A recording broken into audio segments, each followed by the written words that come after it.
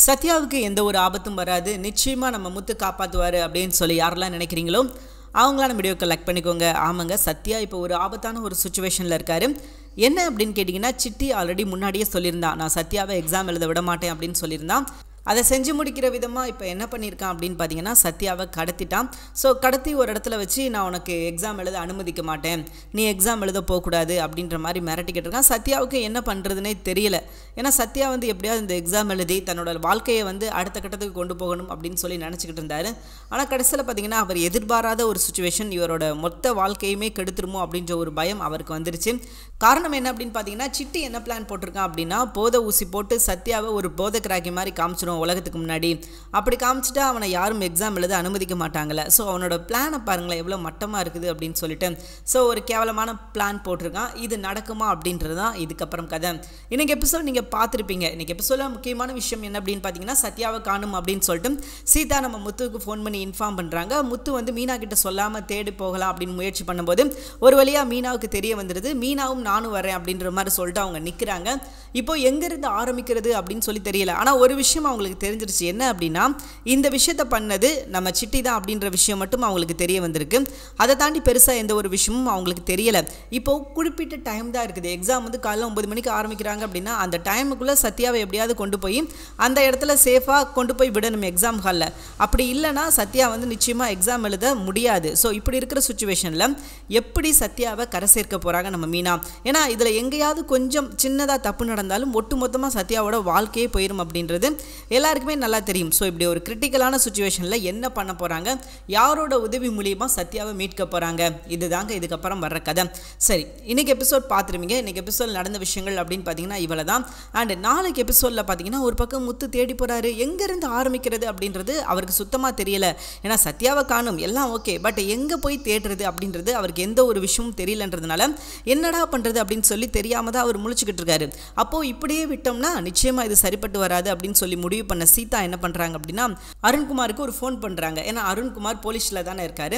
So அதனால அவர் மூலிமா நமக்கு நிச்சயமாக உதவி கிடைக்கும் அப்படின்னு சொல்லிட்டு நம்ம சீதா நம்புகிறாங்க. அப்போ சீதா என்ன பண்ணுறாங்க அப்படின்னா, அருணுக்கு ஃபோன் பண்ணி உதவி கேட்கலாம் அப்படின்ற மாதிரி முயற்சி பண்ணுறாங்க.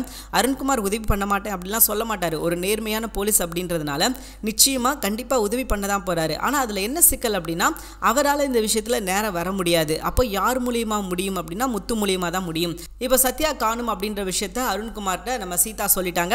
அப்போ அருண்குமார் என்ன சொல்கிறார் அப்படின்னா, நீ எதுக்கும் கவலைப்படாத, அவரோட மொபைல் கடைசியாக எங்கே மிஸ் ஆகிருந்ததோ அந்த ட்ராக்கை வச்சு நம்ம ஈஸியாக கண்டுபிடிச்சிடலாம், நீ எதுக்கும் கவலைப்படாத சீதா, நான் சீக்கிரமே அவர் எங்கே இருக்காரு, எங்கே கடைசியாக அவரோட சிக்னல் ஆஃப் ஆச்சு அப்படின்ற விஷயத்தை கண்டுபிடிச்சிட்டு நான் உனக்கு இன்ஃபார்ம் பண்ணுறேன் அப்படின்னு சொல்லிட்டு அவரோட சைபர் கிரைம் தெரிஞ்சவங்ககிட்ட என்ன பண்ணுறாரு அப்படின்னா கால் பண்ணி இன்ஃபார்ம் பண்ணுறாங்க. இந்த நம்பர் கடைசியாக எங்கே ஆஃப் ஆகிருக்குது அப்படின்ற டீட்டெயில்ஸ் எனக்கு வேணும், பட் இது அன்அஃபிஷியல், என்னோட அஃபிஷியலாக நான் கேட்கல, என்னோட அன்அஃபிஷியலாக ஒருத்தருக்கு உதவி பண்ணுறதுக்காக நான் கேட்குறேன் அப்படின்ற மாதிரி இவர் சொல்ல, அவங்களும் என்ன பண்ணுறாங்க அப்படின்னா கரெக்டான லொக்கேஷன் எடுத்து இவருக்கு அனுப்புகிறாங்க. அப்போது அவர் என்ன சொல்கிறார் அப்படின்னா, சீதா கண்டிப்பாக என்னால் முடிஞ்சிச்சு அப்படின்னா நான் வந்திருப்பேன், பட் நான் டிராஃபிக் போலீஸ் தான், நீ நினைக்கிற மாதிரி நான் பெரிய பொசிஷன்லாம் எதுவும் கிடையாது, நான் ஜஸ்ட்டு ஒரு டிராஃபிக் போலீஸ் தான், என்னால் இதுக்கு மீறி எதுவும் பண்ண முடியாது, பட் என்னோட ஃப்ரெண்டு மூலியமாக வேணா நான் எதுவும் பண்ணட்டா அப்படின்ற மாதிரி சொல்லிட்டு அவர் கேட்குறாரு.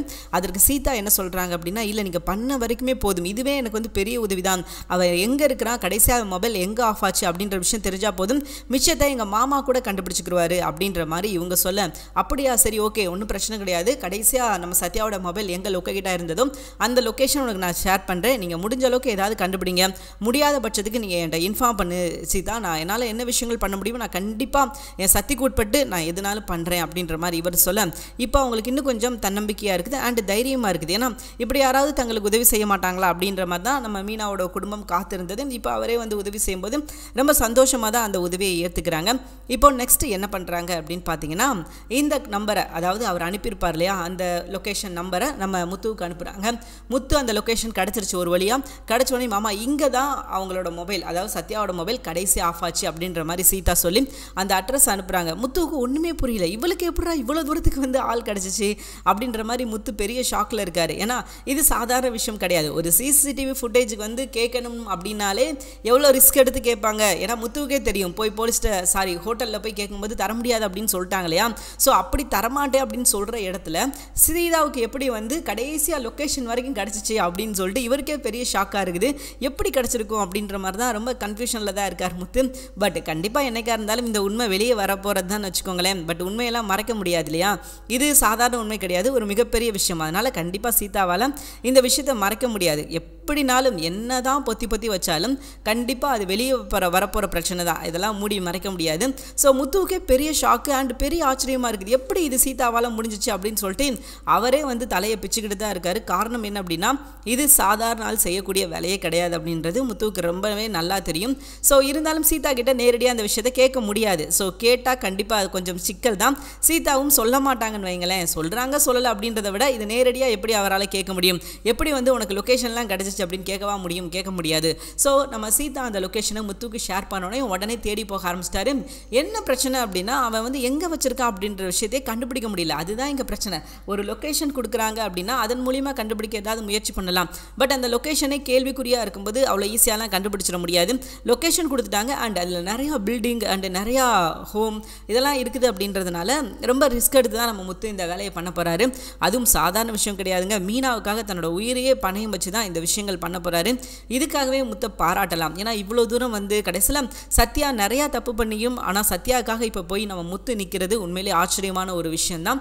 இதெல்லாம் நமக்கு ஒரு பாடம் அப்படின்னு சொல்லி தான் ஆகணும். சரி, இப்போ நம்ம முத்து என்ன பண்ணுறாரு அப்படின்னா சத்யாவை எங்கெங்கேயோ தேடி பார்க்குறாரு. கடைசியில் எங்கேயுமே இன்ஃபர்மேஷன் கிடைக்கல, எதுவுமே பண்ண முடியல.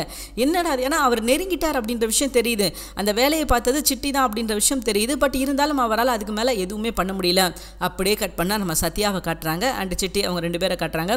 சிட்டி மிரட்டிக்கிட்டு இருக்கான் சத்யா கிட்ட. ஏண்டா டே, நான் உங்ககிட்ட படித்து சொன்னேன் கேட்டியா, ஒழுங்கு மரியாதை என் கூட சேர்ந்துடுறா, உனக்கு எதுக்குடா தேவையில்லாத வேலை அப்படின்னு சொல்லிட்டு நான் ஆரம்பத்திலேயே உங்ககிட்ட சொன்னேன். நீ ஒரு நல்ல மனுஷனாக இருந்தால் என்கிட்ட கேட்டு என் கூட சேர்ந்துருந்துருக்கணும். ஆனால் நீ என்ன பண்ண, என் கூட சேராமல் உன் மாமா கூட சேர்ந்து என்னையே பெரிய லந்து கொடுத்துக்கிட்டு இருந்தேன். உங்கள் மாமா என்ன அவ்வளோ பெரிய ஆளா, எங்கே இப்போ வந்து அவனை காப்பாற்ற சொல்லு பார்ப்போம், முடிஞ்சால் அவனை வந்து காப்பாற்ற சொல்லு அப்படின்ற மாதிரி மிரட்டிக்கிட்டு இருக்காரு. ஏன்னா இது கொஞ்சம் கூட சத்யாவே எதிர்பார்க்கல. ஏன்னா சிட்டி வந்து சும்மா பேசுவான், என்ன செஞ்சிருவான் அப்படின்ற மாதிரி தான் அவர் நினச்சிருந்தாரு. ஆனால் கடைசியில் பார்த்தீங்கன்னா சிட்டி இவ்வளோ பெரிய சம்பவம் பண்ணுவார் அப்படின்னு சொல்லிட்டு அவரே நினச்சி பார்க்கல. ஸோ அதனால சத்யாவும் கொஞ்சம் கலக்கத்தில் தான் இருக்காரு. ஏன்னா கொஞ்சம் கூட டைம் கிடையாது, இதுக்கப்புறம் போய் எக்ஸாம் எழுதி. ஸோ ரொம்ப ஒரு ரிஸ்க்கான விஷயம் அப்படின்றது சத்யாவுக்கு நல்லாவே தெரியும். ஆனால் எப்படி இவங்கிட்டேருந்து தப்பிக்கிறது, கண்டிப்பாக தப்பிச்சா தான் அடுத்த விஷயம் பண்ண முடியும். தப்பிக்கலை, எதுவுமே பண்ணலை அப்படின்னா அவ்வளோதான், சத்யாவோட வாழ்க்கை வந்து டோட்டலாகவே காலி. ஸோ இப்படி இருக்கிற சுச்சுவேஷனில் என்ன பண்ணி இவங்கிட்டேருந்து தப்பிக்க முடியும் அப்படின்னு சொல்லிட்டு அவரும் ரொம்ப யோசிக்கிறாரு. பட் இந்த ஐடியாவும் கிடைக்கல. இந்த இடத்துல முத்து ஒரு பக்கம் தேடி வந்துக்கிட்டு இருக்காரு, இன்னொரு பக்கம் பார்த்தீங்கன்னா பிரச்சனை கைமீறி போய்கிட்டு இருக்குது. ஏன்னா டைம் இல்லை, குறிப்பிட்ட டைமுக்குள்ளே போகலை அப்படின்னா எக்ஸாம் எழுத முடியாது அப்படின்றது எல்லாருக்குமே நல்லா தெரியும். ஸோ அப்படி அந்த மாதிரி ஒரு சுச்சுவேஷன் வரும்போது எப்படி இந்த பிரச்சனையை சமாளிக்கிறது அப்படின்றது நம்ம முத்துவுக்குமே தெரியல. ஏன்னா அவருக்கும் வந்து இது புதுசு தானே இல்லையா, அவரும் டெய்லி இப்படி ஒரு பிரச்சனையை சமாளிச்சுக்கிட்டுலாம் கிடையாது. ஸோ இது அவருக்கு புது பிரச்சனை அப்படின்றதுனால அவரும் ரொம்ப தடுமாறுறாரு. மீனாவும் ஒரு பக்கம் தேடுறாங்க, என்னங்க எங்காச்சும் சத்யாவோட வாழ்க்கையே போயிருமே. அவங்க வந்து உடனே புலம்ப ஆரம்பிச்சிருவாங்க. அது வந்து சத்யாவை கண்டுபிடிக்க முடியுமா, கண்டுபிடிக்க முடியாதா அப்படின்லாம் யோசிக்க ஆரம்பிச்சிட்டாங்க. உடனே சத்யாவை நினச்சி புலம்ப ஆரம்பிச்சிட்டாங்க. ஐயோ, என் தம்பியோட வாழ்க்கை போச்சே, அவனோட வருமானம் போச்சே, எல்லாம் போச்சே, அவனை எப்படியெல்லாம் வளர்க்கணும்னு ஆசைப்பட்டோம், என்னெல்லாம் பண்ணணும்னு நினச்சோம், கடைசியில் இப்படி ஆயிடுச்சே சத்யா, நான் அவனை இப்படியாடா பார்க்கணும், நான் அவனை பெரிய டாக்டர் ஆக்கலாம் நினச்சேன், பெரிய கலெக்டர் ஆக்கலாம் நினச்சேன், கடைசியில் இப்படி ஆயிடுச்சே சத்யா அப்படின்ற மாதிரி இவங்க புலம்ப ஆரம்பிச்சிட்டாங்க. முத்து வந்து திட்ட ஆரம்பிச்சார். இங்கே பாருமா, ஏய் இன்னும் அவனுக்கு ஒன்றும் ஆகலை, அவனை தேடிக்கிட்டு தான் இருக்கும், சரியா, நீ எதுக்கும் கவலைப்படாத, கண்டிப்பாக கண்டுபிடிச்சிடும், ஒன்றும் பிரச்சனை கிடையாது அப்படின்ற மாதிரி சொல்லவும் செய்கிறாரு. அவங்க என்ன தான் சொன்னாலும் அவங்க வந்து கேட்க மாட்டாங்க அப்படின்றது நமக்கு நல்லாவே தெரியும். ஸோ அவரும் சொல்லி பார்த்துட்டாரு, இவங்களும் கேட்குற மாதிரி தெரியல. ரைட்டு, நீ வாட்டுக்கு புலம்பிக்கிட்டு நம்ம தேடுற வேலையை பார்ப்போம் அப்படின்னு சொல்லிட்டு நம்ம முத்து தேட ஆரம்பிச்சிட்டாரு. ஆனால் என்ன பிரயோஜனம், ஒரு பிரயோஜனமும் கிடையாது. அவன் எங்கே வச்சிருக்கான், என்ன பண்ணிக்கிட்டு இருக்கான் அப்படின்ற ஒரு விஷயம் அவங்களால கண்டுபிடிக்கவே முடியலை. ஏன் அப்படின்னா அந்தளவுக்கு சிட்டி இந்த வட்டம் தெளிவாக இருக்கிறான். நிச்சயமாக முத்து மோப்பம் பிடிச்சி வந்துடுவான் அப்படின்றது அவருக்கு நல்லாவே தெரியும் சிட்டிக்கு. ஸோ அதனால ஏதாவது ஒரு சின்ன தப்பு நடந்தாலும் நம்ம மாட்டிக்கிறோம் அப்படின்றதும் நல்லாவே தெரியும். அதனால தான் சிட்டி ரொம்ப கேர்ஃபுல்லாக மூவ் பண்ணியிருக்கான். ஏன்னா இது நாள் வரைக்கும் சிட்டி வந்து அவனுக்கு வேற ஒரு நோக்கங்கள் இருந்தது, சத்யாவை பழி வாங்கணும் அப்படின்ற வெறும் நோக்கங்கள் தான் இருந்தது. ஆனால் இப்போ அப்படி கிடையாது, சத்யாவை எக்ஸாம் எழுத விடக்கூடாது. ஏன்னா இவங்க சவால் விட்டு வந்திருக்காங்க, சத்யா வந்து எப்படியாவது எழுத வைக்கிறேன்டா அப்படின்னு சொல்லிட்டு இவர் சவால் விட்டு வந்தது தான் இப்போ இங்கே ஒட்டுமொத்தமாக பிரச்சனையாக மாறி நிற்கிது. எதுவுமே பண்ண முடியாது அப்படின்ற ஒரு சுச்சுவேஷனில் வந்து நிற்கிதுன்னா அதுக்கு முழுக்க காரணம் முத்து தான். அன்னைக்கு ஏதோ சண்டை நடந்தது அப்படின்னா பேசாமல் வந்திருந்துருக்கலாம், எதுவும் பேசியிருக்கணும் அப்படின்ற அவசியமே கிடையாது. ஸோ இப்போ தேவையே இல்லாமல் பேசி இங்கே சத்யாவையும் சிக்கலில் மாட்டி விட்டு இப்போ சத்யாவுக்கும் என்ன பண்ணுறதுனே தெரியாமல் சத்யாவும் அங்கே புலம்பிக்கிட்டு தான் இருக்காரு. ஏன்னா அவன்கிட்ட கெஞ்சிடாரு, சிட்டி என்னை மன்னிச்சிரு சிட்டி, நான் தெரியாமல் என்னத்தையோ பேசிட்டேன், ஒரு கோவத்தில் பேசிட்டேன் சித்தி, என்னை மன்னிச்சிரு அப்படின்ற மாதிரி சொல்லிக்கிட்டு இருக்காரு. டேய் இப்போ மன்னிப்பு கேட்கலாம் தாண்டி போயிட்டேன், இனி நீ மன்னிப்பு கேட்டால் நான் விடுற மைண்ட் செட்டில் கிடையாது, நீ அவ்வளோதான் வாழ்க்கை முடிஞ்சு போச்சு. இப்போ நான் என்ன பண்ண போகிறேன் தெரியுமா, உனக்கு இந்த போதை ஊசியை போட போகிறேன், போதை ஊசியை போட்டால் என்ன ஆகும்னு நினைக்கிறேன், அவ்வளோதான் உன் கதை அதோட முடிஞ்சிருச்சு. ஸோ இதுக்கப்புறம் வந்து நீ வெளியே தலை காட்டக்கூட முடியாது, ஒட்டுமொத்த வாழ்க்கையே அழிஞ்சு போச்சுப்பா அப்படின்ற மாதிரி அவன் மாட்டிக்கிட்டு இருக்கான். சிட்டி வேணாம் சிட்டி, நீ என்ன சொன்னாலும் நான் கேட்குறேன் சிட்டி, இந்த ஒரு தடவை நான் பண்ணுற விட்டுரு சிட்டி என்ன அப்படின்னு சொல்லிட்டு எவ்வளவோ கெஞ்சி பார்க்குறான். பட் சிட்டி வந்து கேட்குற மாதிரியே இல்லை. அவன் மைண்ட் செட்டில் முடிவு எடுத்துட்டான், இவனை நம்ம பழி வாங்கியே ஆகணும் அப்படின்ற ஒரு தாட்க்கு வந்துட்டான். ஸோ அதனால் அவன் யார் சொல்லியும் கேட்க போகிறது கிடையாது, யார் சொல்லியும் அடங்க போகிறது கிடையாதுன்னு வச்சுக்கோங்களேன். அவனோட மைண்ட் செட் இப்போ என்னவா இருக்குது அப்படின்னு பார்த்தீங்கன்னா, எப்படியாவது சத்யாவை எக்ஸாம் எழுத விடக்கூடாது, அவனை பழி வாங்கணும், இதுதான் நம்மளோட வெற்றி, அவன் எக்ஸாம் எழுதாததில் தான் நம்மளோட வெற்றி இருக்குது அப்படின்ற மாதிரி அவன் நினச்சிக்கிட்டு அவன் பாட்டுக்கு இந்த விஷயங்கள்லாம் பண்ண ஆரம்பிச்சிட்டான். இது பாருங்க, போலீஸ் பிடிச்சா அது என்னைக்கா இருந்தாலும் அவனுக்கு சிக்கல் அப்படின்ற ஒரு விஷயம், பேசிக் அறிவு கூட இல்லை. அறிவு இருந்தால் அவன் எதுக்கு இந்த பண்ணிக்கிட்டு இருக்க போகிறான், பட் அறிவு இல்லை அப்படின்றதுனால இந்த விஷயங்கள்லாம் பண்ணிக்கிட்டு இருக்கான். ஸோ ஏதாவது ஒரு சின்ன தப்பு நடந்துச்சுன்னா அவனோட வாழ்க்கையும் போகும். ஏன்னா போலீஸ் அவனை தான் பிடிக்கும், சிட்டியும் தான் அரெஸ்ட் பண்ணுவாங்க. ஸோ அப்படி தெரிஞ்சுமே அவன் இப்படி ஒரு விஷயத்த பண்ணுறான் அப்படின்னா அவனுக்கு எவ்வளோ துணிச்சல் எவ்வளோ துணிவு இருந்ததுன்னா அப்படி செய்வான். கண்டிப்பாக அவனோட நம்பிக்கை என்ன, யார் நம்மளை என்ன கேட்டுருவாங்க, யாருமே நம்மளை எதுவுமே பண்ண முடியாது அப்படின்ற ஒரு அசாத்திய நம்பிக்கை இருக்க போய் தான் அவன் இவ்வளோ தூரத்துக்கு துணிஞ்சு செஞ்சுருக்கான். இந்த முறை முத்து அவனை தப்பிக்க விட்டான். நிச்சயமாக சத்யாவோட ஒட்டுமொத்த லைஃபும் காலி அப்படின்னு தான் சொல்லி ஆகணும். ஏன்னா இதுக்கப்புறம் இதோட இந்த பிரச்சனை முடியாது, இதுக்கப்புறம் இந்த பிரச்சனை மேலும் மேலும் வளர்ந்துக்கிட்டு தான் இருக்குமே தவிர இந்த பிரச்சனை இதோட முடியாது. ஒன்று சத்யா ஜெயிலுக்கு போகணும், இல்லை அப்படின்னா இவன் ஜெயிலுக்கு போகணும். ஸோ ரெண்டு பேர்த்தில் யாரோ ஒரு ஜெயிலுக்கு போனால் மட்டும்தான் இந்த பிரச்சனை முடியும். இல்லை அப்படின்னா இந்த பிரச்சனை மேலும் மேலும் மேலும் பார்த்தீங்கன்னா அது பெரிய பிரச்சனையாக தான் மாறிக்கிட்டு இருக்குமே தவிர அந்த பிரச்சனை முடிகிறதுக்கான வாய்ப்பு கிடையவே கிடையாது. மேலும் இது வந்து பலருக்கு காயத்தை ஏற்படுத்தும், பலருக்கு சிக்கலை ஏற்படுத்தும், பலருக்கு பல பிரச்சனைகளில் பல விதமான பிரச்சனைகளாக இது வந்து நிற்கும். ஸோ அதனால் இப்போ கிடைச்சிருக்கிற வாய்ப்பு மாதிரி சத்யாவுக்கு இன்னொரு வாய்ப்பு கிடைக்குமான்னு கேட்டிங்கன்னா நிச்சயமாக கிடைக்காது. ஸோ இந்த வாய்ப்பை மட்டும் சத்யா சரியாக பயன்படுத்திக்கிட்டு உண்மையான குற்றவாளி இவன் தான் அப்படின்றத போலீஸில் கொண்டு பிடிச்சி கொடுத்தாங்க அப்படின்னா ரொம்பவே நல்லாயிருக்கும். ஏன்னா சிட்டியை போலீஸில் பிடிச்சி கொடுத்தா தான் இதுக்கப்புறம் அவனோட ஆட்டம் குறையும். இதுக்கப்புறம் அவன் ஆடவே கூடாது அப்படின்னா கண்டிப்பாக இவங்க ஒரு முடிவெடுத்து ஒரு தரமான சம்பவம் பண்ணால் மட்டும்தான் முடியும். இல்லை அப்படின்னா இன்னும் அவனோட ஆட்டம் வந்து அதிகமாகிக்கிட்டே தான் இருக்கும். அவன் வந்து இதுக்கப்புறம் வந்து நின்றுவான்னு நினைக்கிறீங்க, கண்டிப்பாக நிற்க மாட்டான். இப்போ இந்த விஷயத்தை மட்டும் இவங்க வந்து சரியாக செஞ்சு முடிக்கல அப்படின்னா இதோட இவங்களோட ஒட்டுமொத்த லைஃபே காலி அப்படின்னு சொல்லி ஆகணும். ஏன்னா அடுத்த சிட்டி வந்து இன்னும் பழி வாங்க தான் நினைப்பா, இன்னும் இவங்களை வந்து சும்மா விடக்கூடாது, நம்மளை வந்து பழி வாங்கிட்டாங்க, நம்மளை அப்படி பண்ணிட்டாங்க, நம்மளை எப்படி பண்ணிட்டாங்க அப்படின்னு சொல்லிட்டு அவனே ஒரு கற்பனை உலகத்தில் தான் வாழ்ந்துக்கிட்டு இருக்கான். மேலும் வந்து என்ன பண்ணுவான் அப்படின்னா ஒரு கற்பனையாக சில விஷயங்கள் பண்ணுவான். அது யாருக்கு பிரச்சனையாகுதோ இல்லையோ முத்து மீனாவுக்கு கண்டிப்பாக அது பெரிய பிரச்சனையாகும். ஏன்னா அவங்களோட ஒட்டுமொத்த வாழ்க்கையே கேள்விக்குறியாயிரும், எதுவுமே பண்ண முடியாது அப்படின்ற ஒரு சுச்சுவேஷன் வந்துடும். எங்கேயாவது ஒரு சின்ன தப்பு நடந்தாலும் அது ஒட்டுமொத்தமாக சத்யாவோட வாழ்க்கையவே பாதிச்சிடும் அப்படின்றது முத்துவுக்கு நல்லா தெரிஞ்சும் இப்போ தேவையில்லாமல் அவங்ககிட்ட போய் சவால் விட்டு கடைசியாக ஒரு பெரிய பிரச்சனையை வந்து கொண்டு வந்து நிற்கிறாங்க. இந்த பிரச்சனை எவ்வளோ தூரத்துக்கு போகும் அப்படின்லாம் தெரியாது, ஆனால் கண்டிப்பாக இந்த பிரச்சனையிலேருந்து நம்ம முத்து நம்ம சத்யாவை வெளியே கொண்டு வந்துடுவார் அப்படின்றதுல எந்த ஒரு மாற்று கருத்தும் கிடையாது. ஸோ ஒரு வழியாக தேடி அலைஞ்சிக்கிட்டு இருக்காருங்க, எப்படியாவது கண்டுபிடிச்சிடலாம் அப்படின்னு சொல்லிட்டு தேடி அலைஞ்சு கடைசியில் என்ன பண்ணுறாரு அப்படின்னா ஒரு வழியாக சத்யாவை கண்டுபிடிக்கிறாரு. சத்யா யார் கூட அப்படி இருக்கா அப்படின்னு பார்த்தீங்கன்னா வழக்கம் போல் ஏற்கனவே நம்ம சொன்ன மாதிரி தான் சிட்டி தான் பிடிச்சி வச்சுருக்கான். ஸோ எதுவுமே பண்ண முடியாது அப்படின்ற மாதிரி சொல்லிக்கிட்டு இருக்கான். இங்கே பார், தேவையில்லாமல் போயிருங்க, நான் வந்து இவனை சும்மா விட மாட்டேன், இவன் என்கிட்டே மோதிட்டான், இவனோட வாழ்க்கையை நான் ஆட்டி படைச்சிடுவேன், இதுக்கப்புறம் இவனுக்கு லைஃப் அப்படின்ற ஒரு விஷயமே கிடையாது, இதுதான் அவனுக்கு கடைசி நாள் அப்படின்ற மாதிரி பஞ்சுவேஷன்லாம் பேசிக்கிட்டு இருக்கேன். முத்து இருந்துக்கிட்டு சரிடா ஒன்றும் பிரச்சனை கிடையாது, நீ என்ன பண்ணணுமோ பண்ணிக்கோ, எனக்கு வந்து அவன் மேலே நிறையா கோவம் இருக்குது, ஏன்னா கிட்ட போனால் டக்குன்னு ஊசியை கையில் குத்திட்டானோ அப்படின்ற பயம் இவருக்கு இருக்குது. ஸோ அதனால் எனக்கும் அவன் மேலே பயங்கர கோவம் இருக்குது, ஏன்னா இப்படி நேரடியாக போய் எதுவுமே பண்ண முடியாது அப்படின்றது நல்லாவே தெரியும். ஸோ அப்படி இருக்கும்போது என்ன பேசினா இவன் வந்து நம்ம கட்டுப்பாட்டுக்கு வருவான், இவன் வந்து நம்ம கண்ட்ரோலுக்கு வருவான், ஏன்னா ஏதாவது ஒரு சின்னதாக தப்பு பண்ண வைக்கணும், அப்படி தப்பு பண்ண வச்சாதான் அவன் வந்து ஏதாவது ஒரு இடத்துல குழம்புவான். அப்போ அப்படி குழம்பும் போது டக்குன்னு நம்ம என்ன பண்ணுறோம் அப்படின்னா அவனை லாக் பண்ணிடலாம் அப்படின்றதான் முத்துவோட ஒரு கெஸ்ஸிங்காக இருக்குது, முத்துவோட ஒரு கருத்தாக இருக்குது. ஏன்னா அந்த எங்கேயாவது ஒரு இடத்துல நிச்சயமாக முத்து வந்து ஏதாவது பேசும்போது ஏதாவது ஒரு இடத்துல உளருவான். ஸோ அப்படி உளரும்போது கண்டிப்பாக அது வந்து எவ்வளோ பெரிய தாக்கத்தை ஏற்படுத்தும் அப்படின்றது முத்துவுக்கு நல்லாவே தெரியும். ஸோ அதனால முத்து கொஞ்சம் கொஞ்சமாக பேச்சு கொடுத்து பரவாயில்ல இப்போ ஒன்றும் பிரச்சனையே கிடையாது, இப்போ என்ன இவனை நீ கடத்தி வச்சிருக்க, ஒன்றும் பிரச்சனை கிடையாது, நீ கடத்தி வச்சுக்கோ, இதனால அவனுக்கு என்ன எக்ஸாம் எல்லாம் எழுத முடியாது நினச்சிக்கிட்டு இருக்கியா, அதுதான் கிடையாது, இப்போ ஒன்றும் ப்ராப்ளம் கிடையாது, நீ கடத்தியே வச்சுட்டேன்னு வச்சுக்கோ, ஏன் இப்போ என்ன பண்ண முடியும், எதுவுமே பண்ண முடியாது நினச்சிக்கிட்டு இருக்கேன். ஆனால் அதுதான் கிடையாதுப்பா, இப்போ அரியர் எக்ஸாமாக போடுவாங்க, அரியர் எக்ஸாம் அடுத்து உடனே வந்துடும்ல, உடனே வந்ததுக்கப்புறம் அவனை எழுத வச்சு நான் பாஸ் ஆக வைப்போம்ல, இப்போ நீ கடத்தி எந்த பிரச்சனை கிடையாது, கடத்தி வச்சுக்கோடா அப்படின்ற மாதிரி கொஞ்சம் கொஞ்சமாக அவனை நெருங்கி போகிறாரு. கடைசியாக ஒரு வழியாக சிட்டி கிட்ட போய் சிட்டிக்கு வந்து ஒரு நிமிஷம் குழம்பிட்டான், இதெல்லாம் என்னடா சொல்கிறான், இதெல்லாம் உண்மையாடா பொய்யா, ஏன்னா படிச்சிருந்தா தானே தெரியும், இவன் தான் முன்ன பின்ன படிக்கவே இல்லையே, ஸ்கூல் பக்கம் கூட ஒதுங்கினதே கிடையாது. ஸோ அப்படிங்கும்போது முத்து ஒவ்வொன்றா சொல்ல அவனுக்கு வந்து ஒன்றுமே புரியல, என்னடா அது இவன் சொல்கிறது உண்மையா பொய்யா, இல்லை நிஜமாவே உடனே கிளியர் பண்ணிடுவானா, அப்போ நம்ம இவ்வளோ தூரம் கஷ்டப்பட்டதெல்லாம் வேஸ்ட்டா அப்படின்ற மாதிரி. அப்போ நம்ம ஊசி போட்டு விட்டுறோம், போதை ஊசி போட்டு விட்டோம் அப்படின்னா ஒரு காலேஜ் பையன் இந்த மாதிரி போதை கிராக்கியாக இருக்கிறான், இவனை காலேஜுக்கு விட்டால் காலேஜே வந்து நாரடிச்சிடும், அது போக அங்கே இருக்கிற எல்லா பசங்களுக்கும் அந்த பழக்கத்தை பழகி கொடுத்துருவான், அப்போ எல்லாருக்குமே பாதிப்பு ஏற்படுத்தும். இப்படி நம்ம பிளான் போட்டோம்னா அதனால தான்டா டே நான் உன்னை விட அறிவாளிடா, அதனால தான் இவனை எக்ஸாம் எழுதுறதுக்காக நான் இப்படி ஒரு பிளானை போட்டிருக்கேன், இப்போ நான் என்ன பண்ண தெரியுமா, அந்த ஊசியை போட்டு அவனை நடு ரோட்டில் போய் விட்டுருவேன், அப்படி விட்டுட்டேன்னா என்ன நடக்கும்னு நினைக்கிறேன், அவன் போதை கிராக்கி மாதிரி சுற்றிக்கிட்டு இருப்பான், பார்க்குற எல்லாரும் இங்கே பாரு காலேஜ் படிக்கிற பையன் மாதிரி இருக்கான், போதையை போட்டு சுற்றிக்கிட்டு இருக்கான் பாரு அப்படின்னு சொல்லுவாங்க. அப்போது சத்யா வசமாக சிக்குவான். அதுக்கப்புறம் என்ன, அவனால் இதுக்கப்புறம் ரோட்லையும் நட முடியாது, வீட்லையும் நடமாட முடியாது, அவனுக்கு இதுக்கப்புறம் அசிங்கந்தான் அவமானந்தான் அப்படின்ற மாதிரி சொல்லிக்கிட்டு இருக்கான்.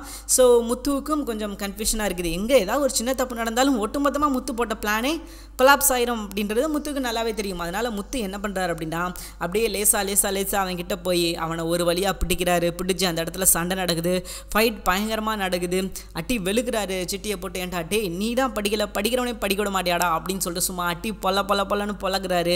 இது சிட்டி ஏற்கனவே அடி வாங்குறதுக்குன்னே அளவெடுத்து செஞ்ச ஒரு மாடு மாதிரி இருக்கிற ஒரு உருவம்னு வச்சுக்கோங்களேன், எப்போனாலும் 2 அடி தான், கொஞ்சம் கூட எதிர்த்து அடிக்க மாட்டான். இப்போ வரைக்கும் பாருங்களேன், முத்து விட சிட்டி தான் ஆள் பல்காக இருக்கான். உண்மையை சொல்லணும் அப்படின்னா முத்து போய் அடிக்கும்போது சிட்டி நினச்சான் சாப்புன்னு வராரு அரைஞ்சிடலான்னு வைங்களேன், அது வேறு விஷயம். பட் இப்போ கதைக்கு அப்படின்னு பார்க்கும்போது முத்து விட யார் பல்காக இருக்கா அப்படின்னு பார்த்தா சிட்டி தான் பல்காக இருக்காரு. உண்மையை சொல்லணும் அப்படின்னா அடிக்கவாது ட்ரை பண்ணணும். இப்போ மட்டும் கிடையாதுங்க, முத்து எப்போல்லாம் அடிக்கிறாரோ சிட்டி வந்து தடுக்க கூட மாட்டான், நீ அடுறா அப்படின்ற மாதிரி தான் நிற்பான். நீங்களே பார்த்துருந்துருப்பீங்க, ஒரு அடிக்கிறான் ஒரு ரவுடி, கொஞ்சமாக அடிக்கவாது முயற்சி பண்ணணும் இல்லையா, அப்போ தானே நமக்கு கொஞ்சம் நல்லா இருக்கும், சரி ரைட்டு இவனை எதிர்த்து அடிக்கிறான்ப்பா அப்படின்ற மாதிரி நமக்கு தோணும். ஆனால் அது கிடையாது, அதெல்லாம் இங்கே நடக்கவே நடக்காது. முத்து அடிப்பார், வாங்குவான், வாய் மட்டும் பேசுவான், என்னை சுற்றி எவ்வளோ பேர் இருக்காங்க தெரியுமா, நான் யார் தெரியுமா. ஸோ இதுதான் அந்த விஷயங்கள் நடந்துக்கிட்டு இருக்கு. ஒரு சீரியல் அப்படின்னு எடுத்துக்கிட்டாலும் கொஞ்சம் ஃபைட் வருது அப்படின்னா வில்லனும் அதுக்கு ஈக்குவலாக ஃபைட் போடணும், வில்லன் அதுக்கு ஈக்குவலாக ஏதாவது சம்திங் பண்ணணும். ஸோ அப்படி பண்ணால் தான் பார்க்கும்போது நல்லாயிருக்கும், ரைட்டு சண்டை செம்மையாக போகுதுடா அப்படின்னு சொல்லிட்டு. பட் அதை விட்டுட்டு தேவையே இல்லாத ஒரு விஷயங்கள் பண்ணிக்கிட்டு இருக்காங்க. இந்த விஷயங்கள்லாம் மாறணும் அப்படின்னா அதுக்கு ஒரே ஒரு வாய்ப்பு மட்டும்தான் இருக்குது. அது என்ன அப்படின்னா, இப்போ நம்ம முத்து சத்யாவை காப்பாற்றிட்டாரு. அண்ட் அதுக்கப்புறம் என்ன, உடனே இவனை வந்து இதுக்கப்புறம் வந்து எதுவுமே பண்ண போகிறது கிடையாது. அவன் என்ன பண்ணுறாங்க அப்படின்னா அங்கேயே அடிச்சு போட்டுட்டு விட்டுட்டு தான் போகிறாரு. சத்யாவுக்கு எக்ஸாமுக்கு டைமில் உடனே போய் எக்ஸாம் எழுதணும். அப்போ என்ன பண்ணுறாங்க அப்படின்னா உடனே சிட்டியெல்லாம் விட்டுட்டு இவனெல்லாம் அப்புறமா பார்த்துக்கலாம், முதல்ல நம்ம பண்ண வேண்டியது என்னென்னா சத்யா எக்ஸாம் எழுதி ஆகணும். ஸோ சத்யாவை எக்ஸாம் எழுதுறதுக்கு என்ன விஷயங்கள் பண்ணணுமோ அந்த விஷயத்தை தான் பண்ணணும் அப்படின்னு சொல்லிட்டு என்ன பண்ணுறாங்கன்னா சத்யாவை கூப்பிட்டு கிளம்பிட்டார் நம்ம முத்து. ஸோ சூப்பரான விஷயம் சொல்லலாம். இவ்வளோதாங்க, இதுக்கு தான் கஷ்டப்பட்டாங்க. சத்யா இந்த மாதிரி ஓரளவுக்கு நல்ல பொசிஷனுக்கு போகணும், படிக்க வைக்கணும், ஒரு டிகிரியாவது வாங்கணும். நம்ம தான் முத்துவை பொறுத்த வரைக்கும் அந்த ஒரு தாட் தான், நம்ம தான் படிக்கலை, அவனாவது படித்து அவன் குடும்பத்துக்கான நமக்கு எதுவும் செய்ய வேணாம், அவன் குடும்பத்துக்கு ஏதோ யூஸ்ஃபுல்லாக இருந்தால் போதும் அப்படின்ற மாதிரி தான் அவர் நினச்சிக்கிட்டு இருந்தார். இப்போது அதுக்கு கொஞ்சம் உபயோகப்படுற மாதிரி நம்ம சத்யா படிக்கணும் அப்படின்னு ஆசைப்பட்டு ஓரளவுக்கு நல்லா போய்கிட்டு இருக்காரு. பட் சந்தர்ப்ப சூழ்நிலை நிறைய அவருக்கு வந்து எதிராக தான் அமைஞ்சிக்கிட்டு இருக்குது. இதுக்கப்புறமும் அவருக்கு இந்த வாய்ப்பை சரியாக பயன்படுத்திக்கல அப்படின்னா ஒட்டுமொத்தமாக அவருக்கு பாதிப்பு ஏற்படுத்தும். அதனால் நிச்சயமாக இதுக்கப்புறம் கொஞ்சம் சத்யா வந்து கரெக்டாக இருப்பார் அப்படின்றதுல எந்த ஒரு மாற்று கருத்தும் கிடையாதுன்னு வச்சுக்கோங்களேன். ஆனால் இருந்தாலும் இவங்க சும்மா இருக்க விட மாட்டாங்க, அதுதான் பிரச்சனை. அவரே கொஞ்சம் நல்லா இருந்தாலும் இவங்க நல்லா இருக்க விட மாட்டாங்க. என்னது இவன் நல்லா இருக்கானா, அடடடா இங்கே வாடா அப்படின்னு சொல்லிட்டு. ஏன்னா இப்போ சிட்டி கூட நின்று இவனுக்கு சிட்டிக்கு வந்து கணக்கு பார்க்குறதுக்கு வேறு ஆளே கிடைக்கலையா அந்த ஊரில் உலகத்தில். அதனால் கணக்கு பார்க்குறதுக்கு இவர் வந்தால் தான் கணக்கு பார்க்க முடியும் அப்படின்ற மாதிரி அவன் பண்ணுற விஷயங்களை பாருங்களேன். நீ வா சத்யா என் கூட சேர்ந்துரு, எனக்கு கணக்கு பார்க்க சரியான ஆள் கிடைக்க மாட்டேங்குது அப்படின்ற மாதிரி சொல்லி அவன் பண்ணுற அலும்பெல்லாம் பெரிய அலும்பலாக இருக்குது. ஒரு வழியாக இந்த பிரச்சனை வந்து ஓரளவுக்கு நல்லபடியாக முடிஞ்சிருச்சு. சீதாவும் இதில் பெரிய உதவி பண்ணியிருக்காங்க அருண்குமார் கிட்ட சேர்ந்து சொல்லி. ஸோ அருண்குமாரும் இந்த விஷயத்தில் தெரிஞ்சோ தெரியாமலோ ஒரு மிகப்பெரிய உதவி பண்ணியிருக்காரு. பட் இந்த ஒரு உதவி எதற்காக அப்படின்னு பார்த்தீங்கன்னா சத்யாவை காப்பாற்றினதில் அவருக்கும் பங்கு இருக்குது. அவருக்கும் சத்யாவுக்கும் உள்ள ரிலேஷன்ஷிப் எப்படி வந்து முத்துவுக்கும் நம்ம சத்யாவுக்கும் இருக்குதோ அதே மாதிரி தான் அருண்குமாருக்கும் சத்யா. நாளைக்கு வந்து சீதா அவர் கல்யாணம் பண்ணிக்கிட்டா அதே ரிலேஷன்ஷிப் தான். இவர் எப்படி மாமாவோ அதே மாதிரி அவரும் மாமா தான். ஸோ 2 மாமாவும் சேர்ந்து ஒரு வழியாக காப்பாற்றிட்டாங்க. இருக்காங்க அப்படின்னு சொல்லலாம். இது உண்மையிலே நல்ல விஷயம். ஸோ இந்த மாதிரி யூனிட்டியாக இருந்தாங்க அப்படின்னா அவங்களுக்கு மேலும் நல்ல விஷயங்கள்லாம் அதிகமாக நடக்கும். அண்ட் அவங்க ஒற்றுமை தான் அவங்களோட பலம் அப்படின்றத இந்த இடத்துல சொல்லி தான் ஆகணும்.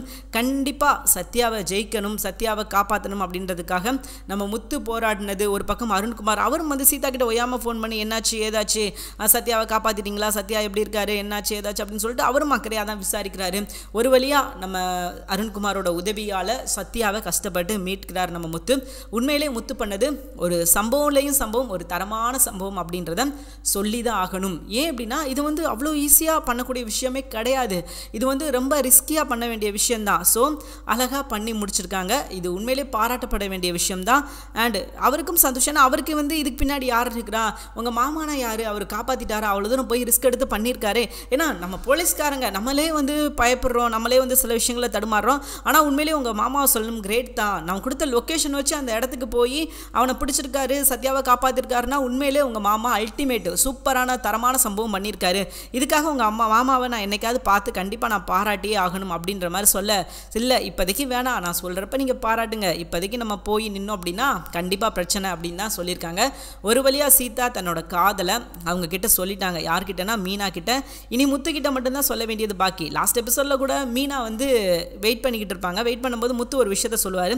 என்ன சொல்லுவார் அப்படின்னா இந்த மாதிரி பொண்ணு பார்க்கணும் அப்படின்ற மாதிரி சொல்லுவார். யார் சொல்லுவா அப்படின்னா முத்து சொல்லுவார்.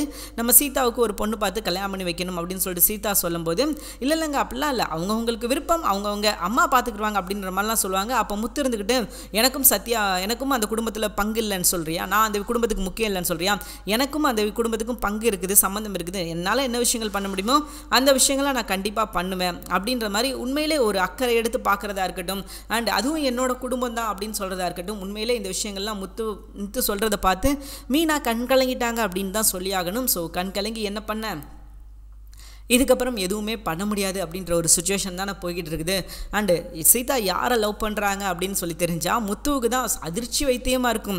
ஏன்னா முத்து கொஞ்சம் கூட நினச்சி பார்த்துருக்க மாட்டார் இப்படி ஒரு சம்பவம் நடக்கும், இவங்க ரெண்டு பேரும் விரும்புவாங்க அப்படின்னு சொல்லிட்டு யாருமே எதிர்பார்த்துருக்க மாட்டாங்க, கனவுல கூட நினச்சி பார்த்துருக்க மாட்டாங்க. அந்த மூமெண்ட்லாம் பார்க்குறதுக்கு நான் கண்டிப்பாக வெயிட் பண்ணிக்கிட்டு இருக்கேன்.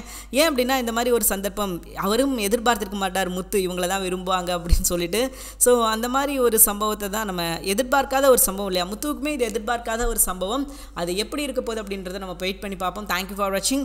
நிச்சயமாக இந்த வீடியோ உங்களுக்கு பிடிச்சிருக்கும் அப்படின்னு சொல்லி நான் நம்புறேன். இந்த வீடியோ உங்களுக்கு பிடிச்சிருச்சுன்னா மறக்காம லைக் பண்ணிக்கோங்க. நம்ம சேனலை நீங்கள் இன்னும் சப்ஸ்கிரைப் பண்ணாமல் இருந்தீங்களா, மறக்காம சப்ஸ்கிரைப் பண்ணிக்கோங்க. தேங்க்யூ ஃபார் வாட்சிங்.